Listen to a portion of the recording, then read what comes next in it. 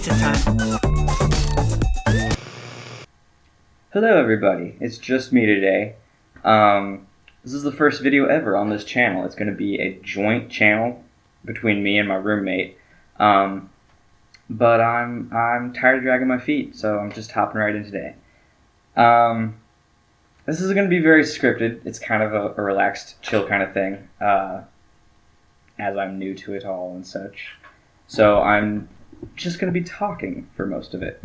And I will be talking about Morbius, because why not? I mean, everyone's kind of talked about it to death at this point, but it's current, and it might as well throw my 2 cents in there. And I need to do my best to just look right there, because I have my monitor over here, and I want to look at the screen, but I can't do that. I need to look at you guys. So, Morbius. Yeah. Here's the thing. A lot of people are saying it's the worst superhero movie ever, or it's the worst thing Marvel's ever made. I'm not in that boat. I didn't like it, but it's not the worst thing ever made for sure. It's got the same kind of vibe that Venom and Venom 2 has, which is... Oh, I'm sorry. Full spoilers. Like I said, it has the same vibe that Venom and Venom 2 have, where it feels like an early 2000s movie where nothing matters, and there's like half thought put into half the things. So, in that vein, it could be worse, it could be better. For me personally, it's the post-credits scene that really just ruins everything and makes it so is it unpalatable? Unpalpable? I don't know.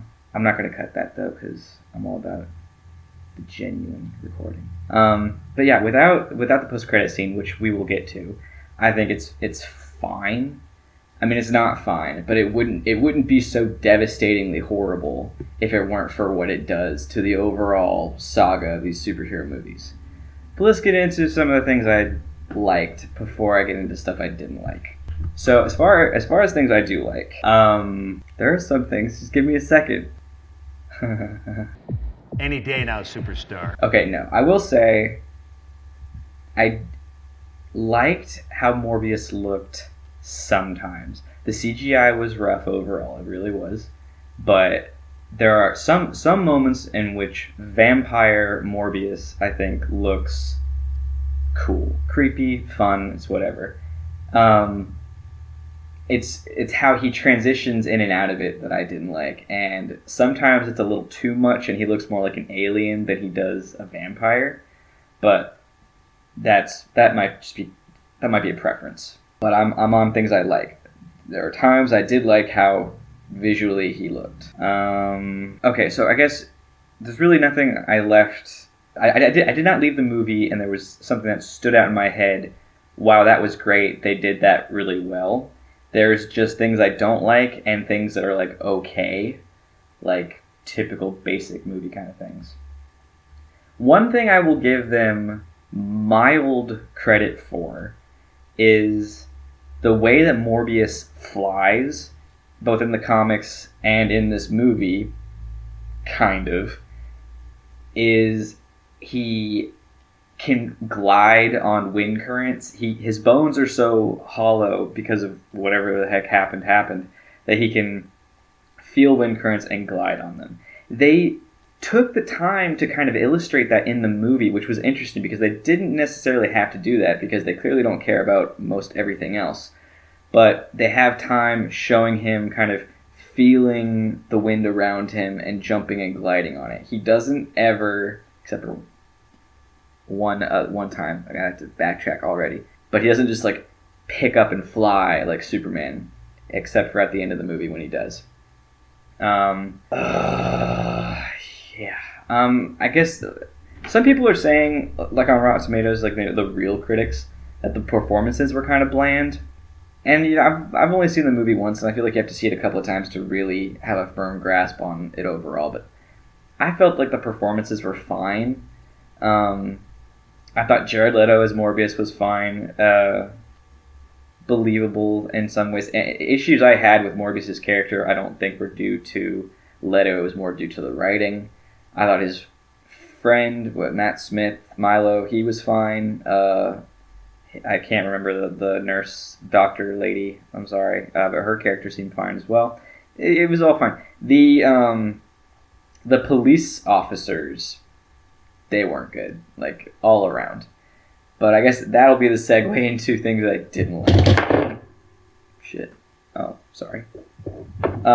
Things I didn't like. Segue into that, which will be most of this video, just because there's a lot to dislike. So first of all, for me, the whole opening of the movie is completely pointless from a logical point of view. And I can already hear some of you saying, it's a comic book movie about a vampire. How much does logic really have to come into this? And I get that. But we live in a time and place where movie studios are approaching these fictitious, illogical things from a perspective of logic. Like, I mean, there's a little bit of thought and a thought process that goes into stuff like Rocket Raccoon and a talking tree and Shazam and Aquaman and all these other crazy things. So, you know, I expect a little bit of this makes sense one way or another. But that's that rant aside. The opening of the film is him going to wherever, Costa Rica, Colombia, somewhere, to obtain vampire bats for his experiments. But the vampire bats, they aren't rare vampire bats. They aren't weird fictional vampire bats. They're just regular vampire bats. And he sets up a whole trap, uses himself as bait, and survives somehow. He's not protected by anything. And then, you know, then the movie picks up after he's acquired his vampire bats. But like I said, they're just regular vampire bats. You could go down to the New York Zoo and grab a couple of vampire bats. Because he doesn't even need a bunch of them. He makes this serum out of, I don't know, whatever fluids he took out of the vampire bats, out of just a couple of bats he's got in a fridge. Like, they made this scene very dramatic and kind of spooky and intriguing, but it really doesn't have any weight on the rest of the film. It just doesn't. And I thought, due to the trailers, because I thought the trailers were cool, that was going to be his transition moment.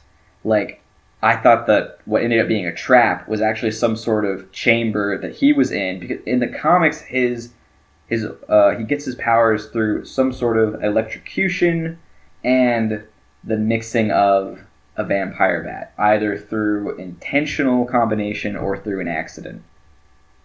And I thought in this movie we were going to see, like, because of his blood disease, he needed maybe the bats to drain the bad blood, and the electrocution from the machine affects the blood. Something, I don't know. It was convoluted and it was ridiculous what I was thinking. But I feel like it would have at least made the scene make sense. And they're right on a waterfall.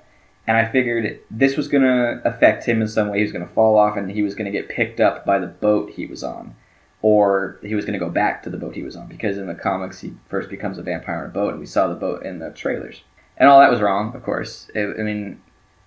It's my own fault for theorizing, and that, of course. But again, that scene just has nothing to do on the overall part of the movie, other than to show him with a giant cylinder of bats in his office in a hospital. But that was a long rant for one scene.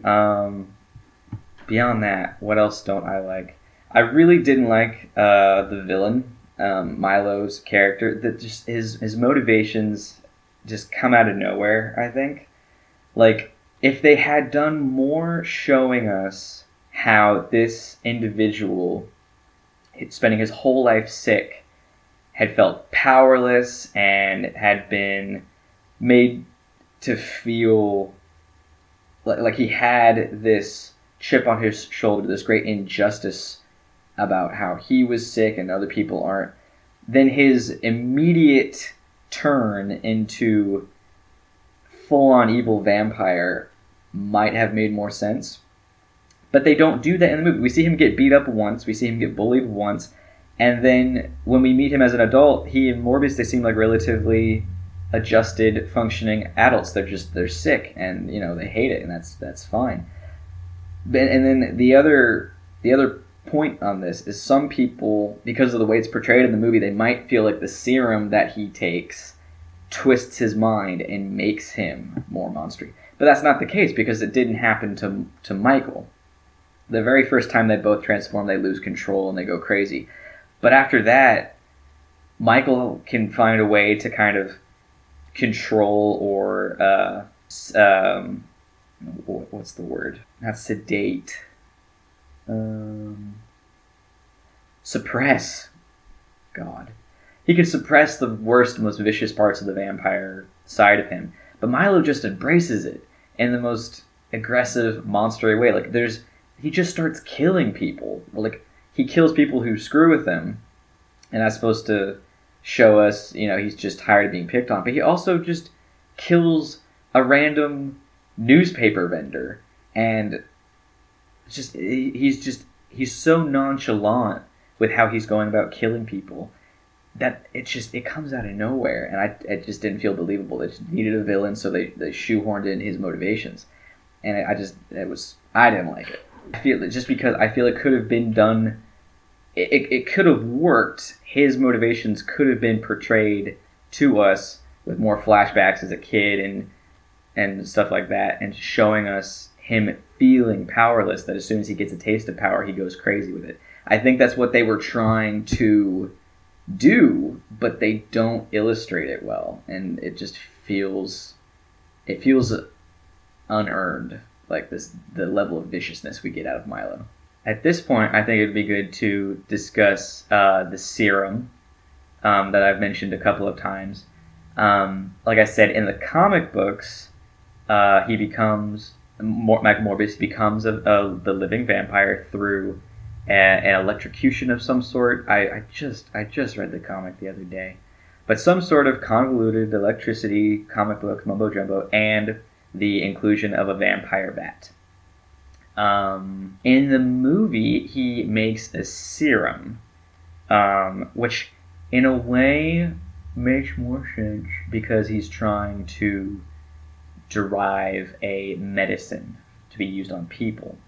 But in doing that, see, that's one of those things where they thought some of it through, but not the rest of it, because he has a serum. It's a scientific origin to become a scientific vampire. But the powers he gets are just so strange. And I realize how this sounds. This is gonna just stick with me here. In the movie, we see him running around like a vampire with all this misty stuff coming off of him. And at one point, I thought maybe it's just a weird visual thing they're doing, and it's not actually physically there. But they take the time to change the color of the misty stuff depending on what he's wearing. So when the first time he does it, he's wearing black, and then it's black misty stuff. And then when he breaks out of prison and he's in the orange jumpsuit, it's orange misty stuff. And I'm just... This is very much probably just a me thing, but if you are a character based in a scientific origin, you shouldn't have magical misty abilities. And again, this goes back to the serum versus the electrocution vampire bat thing. We just focus on the serum. When Spider-Man gets bit by the spider, whether it be cross-species genetics or radioactive spider, he gets the ability to stick to walls and super strength, super durability, and spider sense and such, right? Cool. It's all very grounded. Michael Morbius takes a serum derived from a regular vampire bat and gets mild physiology, shape-shifting abilities, claws, super strength, echolocation, the weird gliding ability, and this misty, mystical, smoky effect. I feel like this is not going to bother anybody else, but it bothers me because it doesn't make any sense. He's not a mythical vampire. There's no reason to add Dracula Untold-esque visuals. Like, running around with the Misty Stuff, it would have made sense even for the Twilight vampires. I hate to compare, but it just would have. It would be like you get bit by a radioactive tiger and now you can breathe underwater. Like, where is that power coming from? Like, it doesn't make any sense. There's nothing to derive that mysticism smoky effect. It just doesn't make any sense. And for a second I thought maybe it was just how he perceives it, because it's the same visual effect that we get whenever he's using his echolocation. But it's not, because we can physically see it. I mean, I might have to watch it again and see if it also pops up in the security footage. So I might redact that. We'll see. At the moment, I'm not, because it still just doesn't... It's strange any way you slice it. And like the physiology shapeshifting thing, it was fine. I thought it was a little weird, particularly for like his claws, that his whole hand grows. Just like not an issue, but I just don't think it. See, there's lots of things where I just feel like it could have been better, just because you see it on screen and you're like, that was okay, but like I know it could be done better. And yeah, the cop characters, they don't do anything other than mildly be annoying here and there.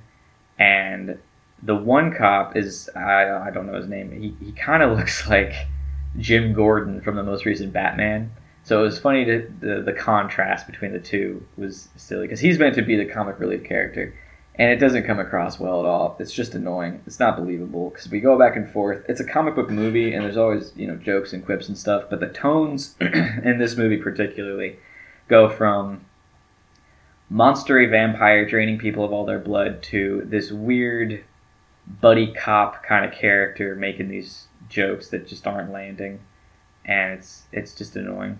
And like I said before, it's very much like Venom. It's so much so like Venom that it's got almost the same kind of ending in some ways. No, I'm gonna redact that. It's similar to Venom 2, I think, more so than Venom 1, because it has our main character who's fighting the villain, who's essentially the same as him, who he also kind of created, and it ends with another character ingesting at some point the blood of one of the two other monsters and acquiring those abilities, because Michael's girlfriend bites his lip, ingests his blood, and acquires the same vampire-esque abilities. And at that point, I was kind of checked out. I mean, I was still watching it, but like, I don't know how she becomes a vampire in the comics, so I really can't comment on it right now. But just from a studio perspective, you did the exact same thing in your most recent villain movie, not counting the Spider-Mans. So why would you do it again? It's just whatever. So, and now the post-credit scene.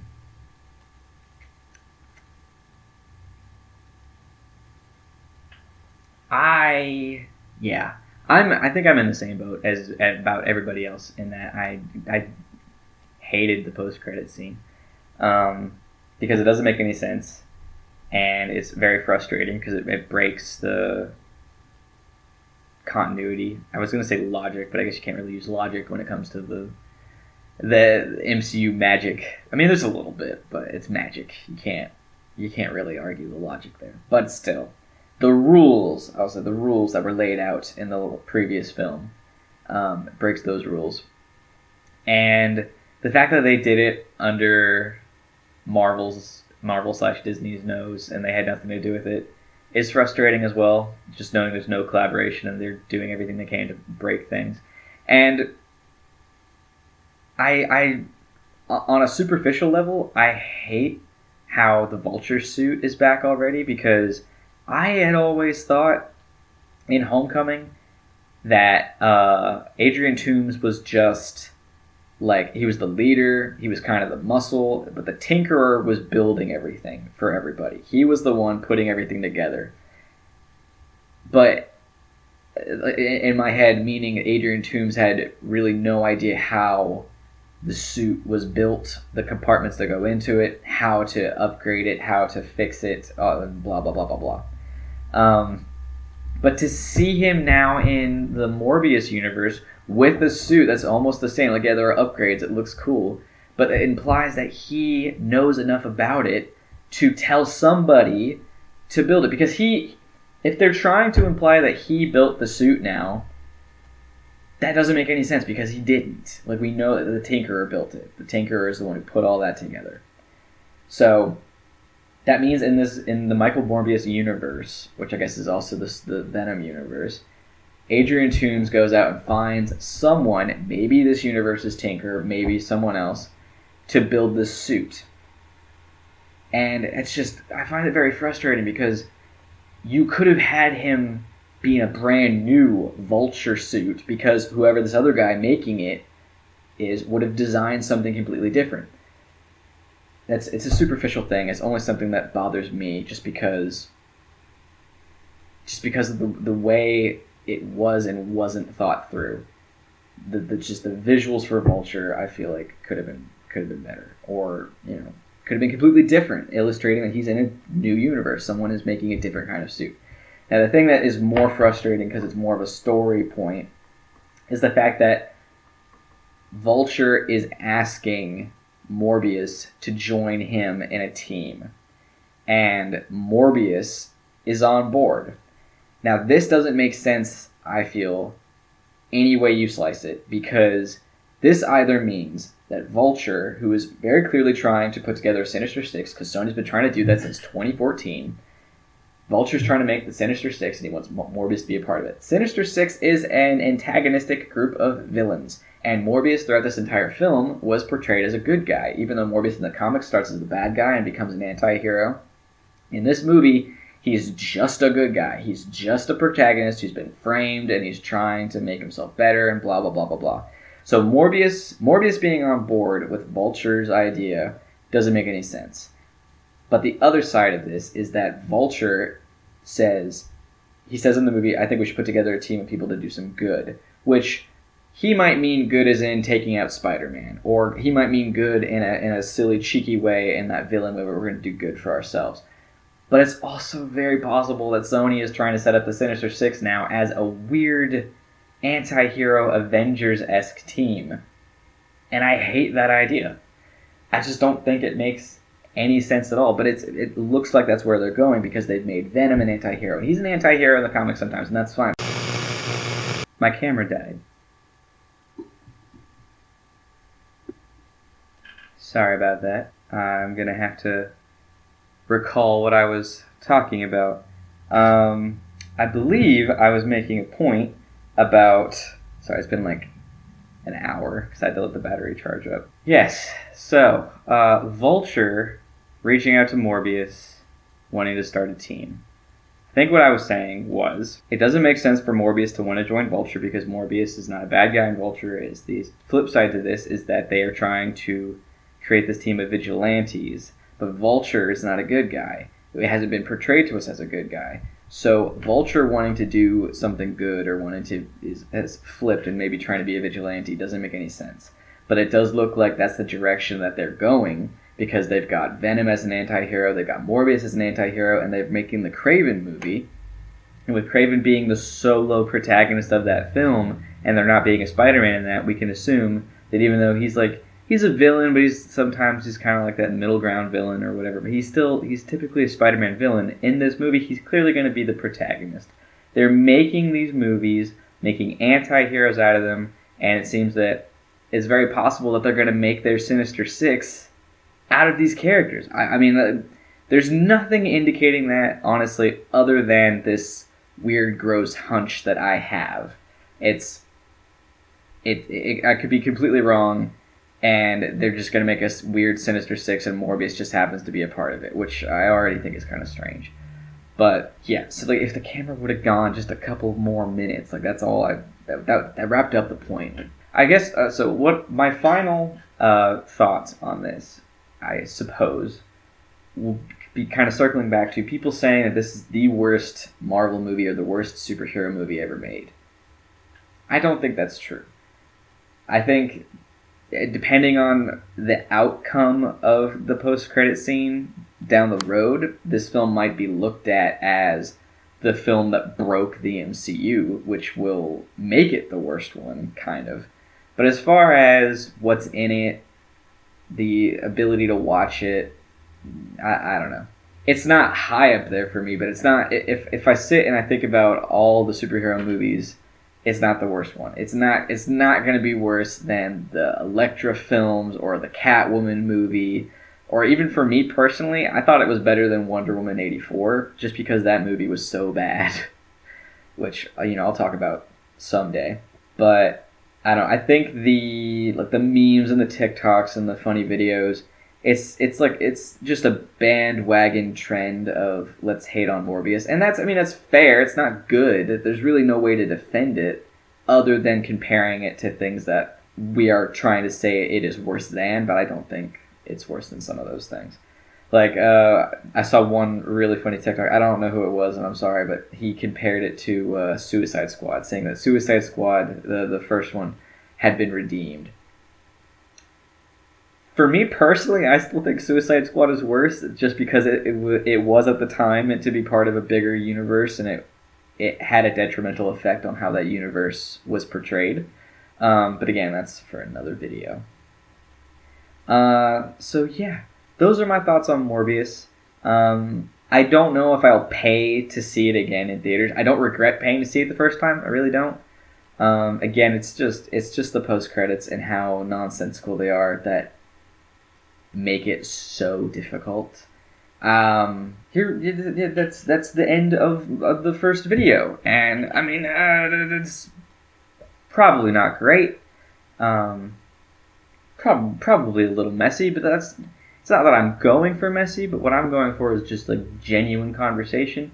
I'll never pretend to be the best critic or the best perspective. It's more of one of those. I just want to put my 2 cents out there, kind of thing. Just a loosey-goosey conversation. We don't have enough on here yet to really push for any subscriptions or anything like that. But I am doing a project where every subscription will generate a little drawing and like a great big banner that I'm going to make. So just know that if you do subscribe, you will be represented in a tiny little doodle, not tiny, but like a little drawing in a great big banner that I'm doing, which will be really cool. And I am excited to see how that turns out, just because it'll be cool to have a visual representation of any such subscriber kind of thing. I don't know. I'm very new to this, as you can probably tell. But hopefully there will be more videos out soon, because I have a lot of stuff to talk about. And a lot of stuff that is about to become relevant again, like as far as movies are concerned. So keep an eye out for that. If you enjoyed it, have a good day.